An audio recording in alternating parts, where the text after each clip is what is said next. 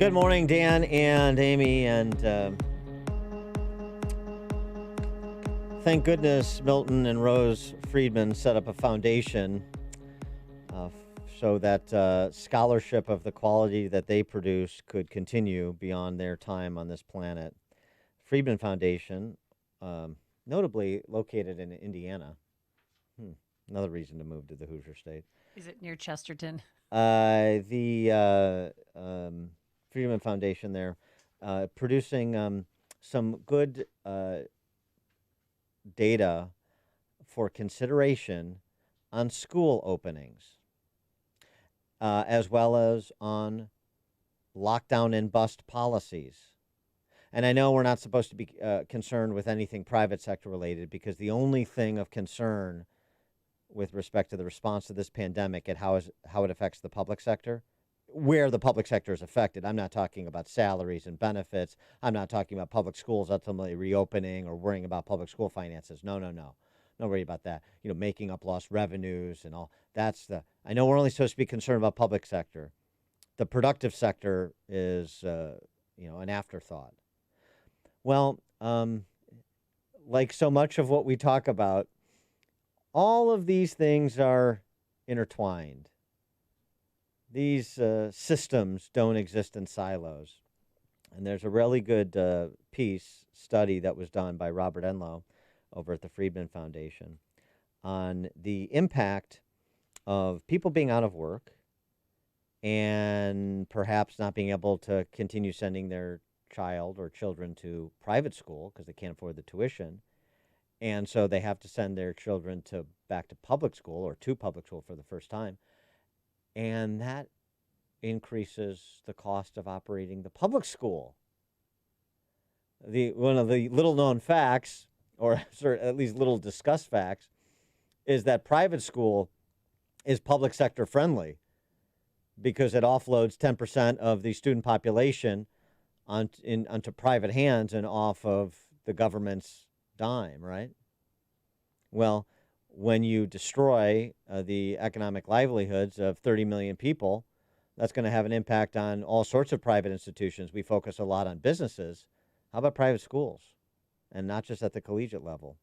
For more on this, we're pleased to be joined by Robert Enlow, President and CEO of the Friedman Foundation for Educational Choice. Robert, thanks for joining us. Appreciate it. Dan, thanks for having me. And thanks for having me on your show today. It's a big topic we should be discussing. Absolutely. And so walk us through some of the number crunching you did and what the top line result of that number crunching is. Well, here's the top lines. First of all, this crisis has put so many people out of work, regardless of whether it's true we should do it or not. The fact is, so many people out of work and so many families who are middle income, who struggled to put their kids in a school that works for them, a private school, just won't be able to afford it anymore. And so what does that mean to our state budgets? In all of our discussion about how much money we need now from the federal government and from our states to fund the public schools, no one's realizing that all the kids that have been in private school or families that have been paying on their own are going to come back migrating to the public sector. Nationally, we know that just 10% of the kids in private school currently migrate back to public schools. That's going to cost the entire country and state and local budgets $6.7 billion. Imagine if 30% migrate nationally. That's about $20 billion. Illinois is just as bad. In fact, it's one of the, as you might imagine, worst. If 10% of the kids in Illinois private schools right now migrate back to public schools next year or when public schools open, that's $352 million more the state's got to find. If 30% come back, that's over $1 billion. Let's put this in perspective. In 2008, in Chicago and other big urban areas, 40% of the kids migrated back to public schools. So this is a huge fiscal cliff that you face that's frankly taller than Mount Everest. And with respect to thinking about this, too, because I've seen projections with just respect to Catholic schools that as many as 30% of Catholic private schools may close. So thinking about That's right. Thinking about that, it's horrific on so many levels. But also who's impacted. One of the things that happens, too, even for the schools that stay open, a lot of Catholic schools, other private schools have lower income students on scholarship. Well, if you're not getting full tuition from those who do have the ability to pay, then how does that impact your ability to provide scholarships for lower income individuals? And thus, does it impact the ability of people on the lower end of the socioeconomic scale to have the educational choice that people that are wealthier have? Well, that's exactly right. And people mistake and think private schools, particularly Catholic schools, and our numbers are nationally right now in the first 2 months of the crisis, we're estimating about 40 schools have closed per month, right? Per so month? That's a lot of schools that have closed in the first 2 months. I mean, we've got verified and unverified estimates, and that's a lot of schools that are just going to be out of service for kids and low-income kids. And people don't realize that Catholic schools in particular have a mission and heart for low-income kids, and they won't be able to serve them nearly as much as they did last year. And then in order for some private schools to survive, would they have to raise tuition? And that would probably be hard during these trying times. Well, sure, they're going to have to raise tuition. That's probably the only way they can handle it. They don't have the government dime to live off of. Mm-hmm. And thinking, this is such a tragic story because there has been so much to advance school choice over the last 20 years in particular. I mean, Milton Friedman was talking about this in the 50s, of course, but finally the arguments he was making started to take hold around the country. I mean, even in a place like Illinois, for goodness sakes, with the Opportunity Scholarship Program here. And so you wonder if now all of that progress will be clawed back because of the financial distress private schools are under. How do you handicap that? So this is certainly a risk that we face. So Illinois has this great program called the Invested Kids Program that allows middle and low income families to go to private schools through a scholarship tax credit. There are currently 7,100 kids in that program, right? 7,100 middle to low income families that are being able to get a choice for their kids. Just think if they close that program down, which you could see the public school establishment doing. Closing that program down would actually cost the state money. What we found in another study we did was that Illinois public dollars, you'd have to spend an additional $71 million to put those kids back in school. Program costs about 46. The total cost for those in public schools would be 110 million. The difference is around 71 million. That would be the additional amount of money. So no matter how you slice it, even if they claw back these programs, which is something they're going to do and they're going to try to do, these kids are going to cost the state a lot of money. And your state in particular, as you know, is quite challenged financially. It's such a critical point because the argument against by those who made it at the time, the creation of the scholarship program that you're talking about, which is completely voluntarily funded, was you're taking money from the public schools. The argument for private schools is always you're taking money from the public schools. That's the argument against every school choice program. And in point of fact, you document, as you were describing, that it's 180 degrees the other way, that you're actually saving taxpayer dollars by offloading kids into private school environments. That's exactly right. And that argument, Dan, frustrates me more than anything, because if that's true, that a program like this takes money away from public schools, then any child who moves from one public school district to another has taken money from a public school. Because guess what happens when you move districts? Your money goes with you. So the biggest people who are guilty of taking money from public schools are other public school districts. Right? It's such a frustrating point because it's just rhetoric and it's not based in fact. And the reality is that if you're going to be able to educate kids at a higher rate for a lower amount of money, which you can do typically in the private schools, and the property taxes are left back into the public school system, there's just no way school choice can cost a dime. What insights do you have about the potential reopening of Catholic schools, particularly as many states are reopening now? I mean, it would seem to me, per some of the dire projections we were discussing just a minute ago, that, we got to get Catholic schools and private schools open straight away, or they may never open again.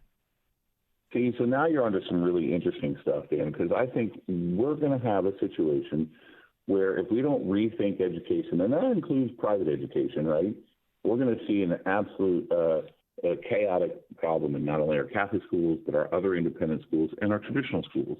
You know, parents' number one concern, we did a poll about what their concerns are. Their number one concern is that their kid's going to go to school and get exposed to coronavirus, right? They are so worried that their kids are missing instruction time, but if they go back to school, they're going to get this disease. And so you're going to see school districts start saying, well, we're not opening the same way in the fall. In fact, one school district in West Virginia has already said, well, we're going entirely virtual this fall. Oh. Now, that's ironic since public school districts generally hate virtual schooling, but now they seem to love it in some cases, right? Because they're the ones providing the virtual schooling, right? Yeah. No, I mean, it's a great point of sort of the well, of course, the shifting sands, right? They oppose the creation of virtual schools as part of a competitive environment for K through 12 education. And now they're embracing it for their own system. No, I hadn't quite thought about that. That is really excellent. I mean, it just shows how the folly of these centrally planned school systems and, frankly, their cravenness. And I know, we're always a little bit concerned about getting into other people's motives. So we don't. We just look at their behavior. And the behavior of those who are opposed to these school choice programs in Illinois, but across the country, I mean, including in Indiana, that has one of the most aggressive school choice programs in the country, thankfully, and thankfully for those families in Indiana. The basis for them is completely without merit. So it's a scam, is what it is. If you are arguing something you know to be untrue, and the data suggests it, and it's widely available, so you know it or you should know it, I don't know what you call that other than a scam. Yeah, and our purpose of EdChoice and formerly the Friedman Foundation is to provide that kind of information so that people can see for themselves. So that the ideas that we have lying around right now to show how we can rethink K-12 education. We have to rethink it. We have to base it on mastery. How much kids know, not how many days they're in a seat. Or what kids are doing, not where they're doing it. These are things that are going to have to change, and they are changing. And what's interesting is I think parents in private schools have risen to the challenge, right? So in our polling that we did, we asked parents whether they feel prepared. Are they prepared to handle this thing? And surprisingly, you might say, most of them felt more prepared to handle the homeschooling environment they're in than you would have thought they were. Right, so parents are stepping up to the table, right? Even if they don't want to, they are, and so I think that's interesting. So our school-age parents said that they were 71% are somewhat or very prepared to this online learning and school closes. You know what the number was for teachers when we surveyed them? 67%. So parents felt more prepared than teachers did for this online learning. And in fact, in private schooling, our data has found that while barely half of the private schools actually did any online learning at all, now fully 88% of them have a full online digital curriculum. What about teachers, Catholic school, private school teachers, in terms of returning to work as part of phased in or full on reopening with certain new protocols? That's going to be a challenge that I don't think we've even come anywhere near deciding yet and how that's going to happen, right? So I think, Catholic schools face the same issues that public schools face, Now, I will tell you on the positive side, it is true that private schools typically have lower class sizes, right, than traditional public schools. And so as a result of that, they're certainly going to be able to do social distancing better and faster. So, this is a huge issue that we face, and if we don't rethink it right now, we're going to have not only lose our private school sector, we're going to probably lose a generation of kids or another generation of kids to lack of education. Add on top of that the fact that your state and nationally can't afford it. And I think there's a real problem out there. And this is not even to mention, Dan, your pension cliff problem. Yeah. Right? If you have we wish you wouldn't. There's a whole other 4-hour show. Yeah, right. Yeah. We wish you wouldn't mention our pension problem. No, I mean, that's the attitude that we've taken. Problems just solve themselves, and they don't. Robert Enlow, President and CEO of the Friedman Foundation for Educational Choice. Robert, thanks for joining us. Appreciate it. Thanks for having me, Dan. Thanks for having me, Amy. Thanks. And he joined us on our turnkey.pro answer line. There's only one radio show in Chicago talking about today's biggest stories and telling you what they really mean. That show is this one, Chicago's Morning Answer on AM 560, The Answer. This is a last chance alert. It's happening. Publishers Clearinghouse is ready to award $5,000 a week for life in just days. Enter now at PCH.com and you could win $5,000 a week after week, for life. Don't miss this last chance to win $5,000 a week for life on June 30th. Enter at PCH.com before it's too late. That's PCH.com. Better hurry if you want the next big winner to be you. Enter now at PCH.com. Entries due 6/25. No purchase necessary. Void where prohibited.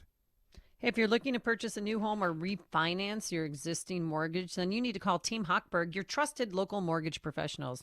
Today, meet Sue and Tom, happily married, who are about to close on their first home when COVID-19 hit in mid-March.